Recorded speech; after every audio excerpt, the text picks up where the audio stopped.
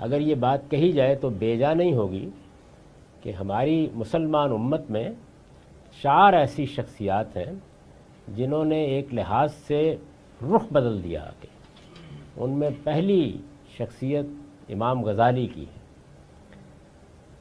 امام غزالی کے بارے میں آپ نے سنا ہوگا کہ ایک لمبے عرصے تک ان کو اس پوری امت کا امام الائمہ سمجھا جاتا رہا ہے، اور اب بھی بہت سے لوگ ان کو یہی حیثیت دیتے ہیں۔ ان کا نام بھی لیا جاتا ہے تو انہیں حجت الاسلام کہا جاتا ہے، گویا وہ اسلام کی زمین پر حجت ہے۔ یہ ہے تو ایک لطیفہ، لیکن اس سے آپ اندازہ کر سکتے ہیں کہ مسلمان امت میں ان کی حیثیت کیا رہی ہے۔ یعنی ایک ہے فقہ کے امام، قانون کے امام، مسلمانوں کا جو ایک قانونی ڈھانچہ ہے اس کو سمجھنے والے لوگ، یا اس میں جنہوں نے کام کیا ہے، جیسے امام ابو حنیفہ ہیں، امام شافعی ہیں، یہ گویا دین کا ایک حصہ ہے جس کے ماہرین ہیں۔ امام غزالی کی حیثیت اس سے بالکل مختلف ہے، وہ پورے دین کے امام قرار دیے گئے، تو حجت الاسلام ان کو اسی بنیاد پر کہا گیا۔ تو میں عرض کر رہا تھا کہ وہ ہے لطیفہ، لیکن اس سے اندازہ ہوتا ہے کہ مسلمان ذہن ان کو کس حیثیت سے پیش کرتا ہے۔ بیان کیا جاتا ہے کہ رسالت بآب صلی اللہ علیہ وسلم جب معراج پر تشریف لے گئے تو وہاں مختلف آسمانوں پر مختلف پیغمبروں سے آپ کی ملاقات ہوئی۔ اس میں جب حضرت موسیٰ سے ملاقات ہوئی تو اپنی طبیعت کے مطابق حضرت موسیٰ نے رسول اللہ صلی اللہ علیہ وسلم سے یہ کہا کہ پہلے تو آپ مجھے یہ بتائیے، الیکس لیک تو ہو گئی، کہ یہ جو آپ نے فرمایا ہے کہ علماء امتی کا انبیاء بنی اسرائیل، کہ میری امت کے علماء تو بنی اسرائیل کے نبیوں کی طرح ہیں، تو یہ کیا بات فرما دی آپ نے؟ تو آپ نے جواب دیا جیسا کہ بیان کیا جاتا ہے کہ یہ ٹھیک ہے، میں نے یہ کہا ہے۔ تو انہوں نے کہا کہ پھر کوئی اپنا عالم ذرا پیش کیجئے اپنی امت میں سے، ہم بھی دیکھیں، یہ اتنی بڑی بات آپ نے کہہ دی۔ تو پوری امت میں سے جس شخصیت کا انتخاب کیا گیا وہ امام غزالی تھے، حجت الاسلام امام غزالی۔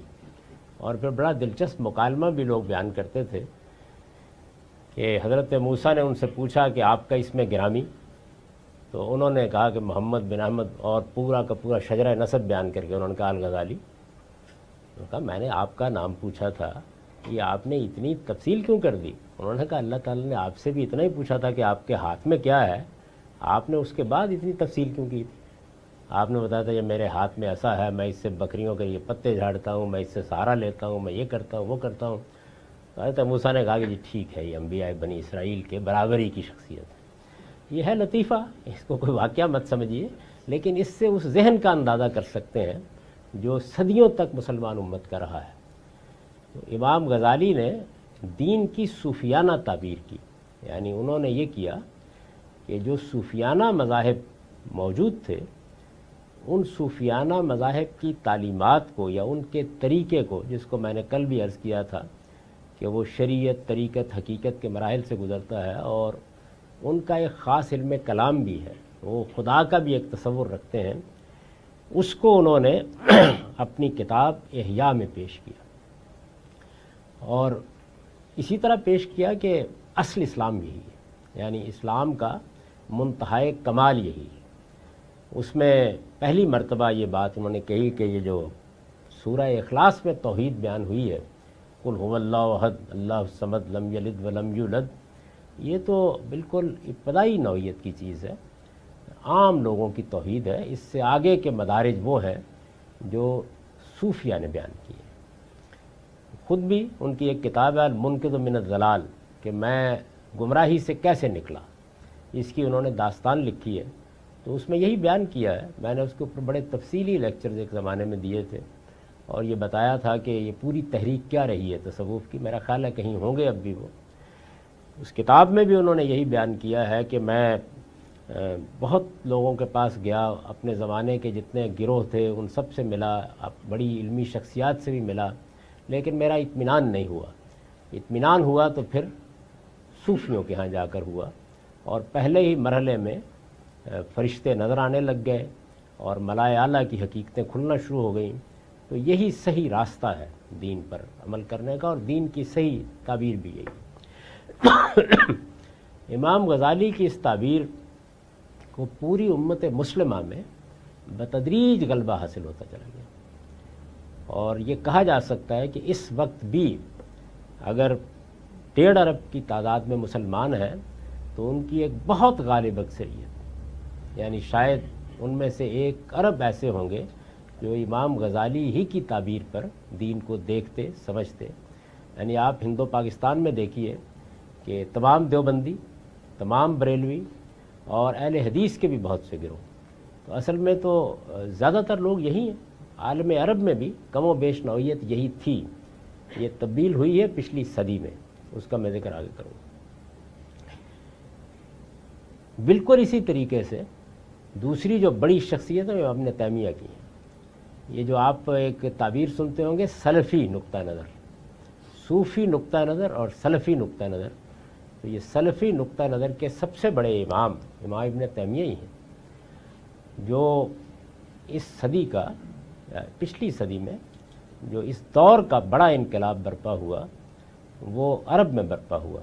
मोहम्मद बिन अब्दुल वहाब इमाम इब्न तैमिया के मुतक़िदीन में से थे। उन्हीं के नुक्ता नज़र पर उन्होंने अपनी दावत बर्पा की और उस दावत को कुछ शयूख की हिमायत हासिल हो गई जो कबीलों के सरदार थे, और फिर रैया से वो तहरीक उठी जिसने सऊदी हुकूमत कायम कर दी। तो सऊदी हुकूमत आलु शेख के और सऊदी ख़ानदान के माबैन एक माहिदे के नतीजे में कायम हुई है। यानी उसमें आलु शेख या मोहम्मद बिन अब्दुल वहाब के जो अखलाफ हैं उनका बाकायदा एक हिस्सा है, यानी वो उस नज़म को चलाने में एक किरदार रखते हैं और उस किरदार को वो ख़ास तौर पर मजहबी मामलात में हुकूमत की निगरानी के लिए इस्तेमाल भी करते हैं।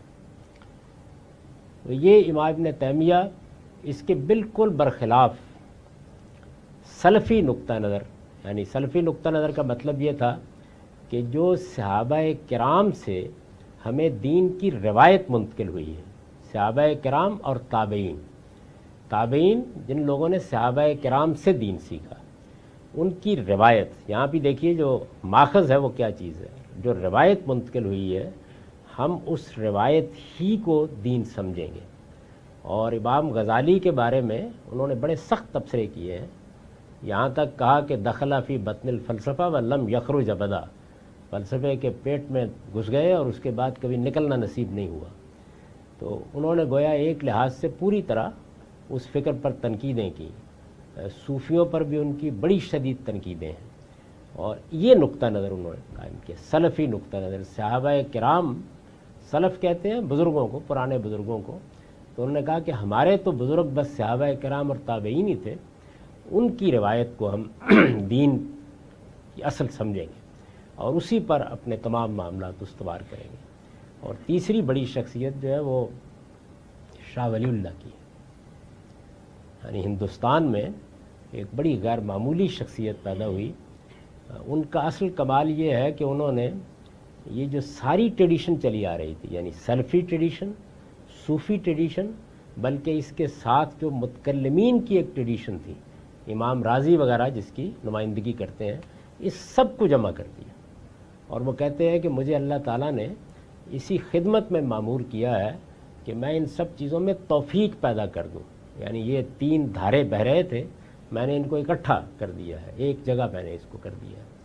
उनकी जो किताब हुज्जतुल बालिगा है, वो इसमें कोई शुबा नहीं है कि इमाम गज़ाली की इहया के बाद दूसरी किताब है जो पूरे दीन को इस ज़ाविया नज़र से बयान करती है। उसको भी अगर आप देखेंगे तो आपको अंदाज़ा होगा कि किस पाए की शख्सियत है जो इस पूरे दीन को समझने का काम कर रही है। तो वहाँ क्योंकि तीनों चीज़ों को मिला दिया गया है, तो इल्म कलाम से दिलचस्पी रखने वाले भी अपनी तस्कीन पा लेते हैं। बिल्कुल इसी तरीके से जो लोग तसव्वुफ़ से दिलचस्पी रखते हैं उनके भी वो इमाम हैं। और ऐसा ही मामला बाज़ दूसरे नुक्ता नज़र का भी है।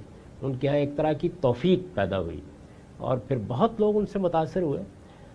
आलम अरब ने भी उनको इमाम कबीर की हैसियत से माना, और हिंदुस्तान में तो सारी जितनी मजहबी तहरीकें हैं वो उन्हीं से वाबस्ता करती हैं। और फिर उसके बाद चौथी बड़ी शख्सियत मौलाना सैयद ग़फरुल्लाह साहब मौदूदी की, यानी उन्होंने भी बिल्कुल इसी तरीके से पूरे दीन को देखा, उसकी एक ताबीर की, और फिर ये बताया कि ये दीन तो दर हकीकत दुनिया के लिए एक निज़ाम लेकर आया है اور اس کا ہدف حکومت الہیہ قائم کرنا ہے، خدا کی حکومت قائم کرنا ہے، اور پھر اپنی دعوت کے لیے وہ سارا استدلال کیا جو میں آپ کے سامنے پیش کر چکا ہوں۔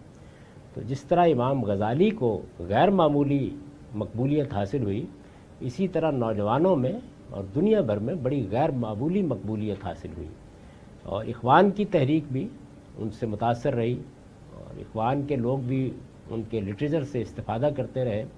اور اگر آپ دیکھیں تو بہت تدبیری نوعیت کے معاملات سے الگ بنیادی فکر وہی ہے، یعنی اسی طریقے سے دین ایک نظام ہے، دنیا سے جاہلیت کا خاتمہ کرنا اس کا مقصود ہے، وہ اللہ کی حکومت قائم کرنا چاہتا ہے۔ اللہ کی حکومت کو قائم کرنے کے لیے ہمیں منظم جدوجہد کرنی ہے، یہ اللہ تعالیٰ کا بنایا ہوا قاعدہ ہے، اور جب ہم ایک منظم جدوجہد کرتے ہیں تو ہر شخص کو اس میں اپنا حصہ ڈالنا ہے، ہر شخص کو اس کا حصہ بننا ہے، اور یہی اصلی مقصود ہے جسے ہم دنیا میں حاصل کریں گے۔ یہی چیز ہے کہ جس کے بعد ہم کہہ سکتے ہیں کہ ہم نے اپنی ذمہ داری کو پورا کر دیا۔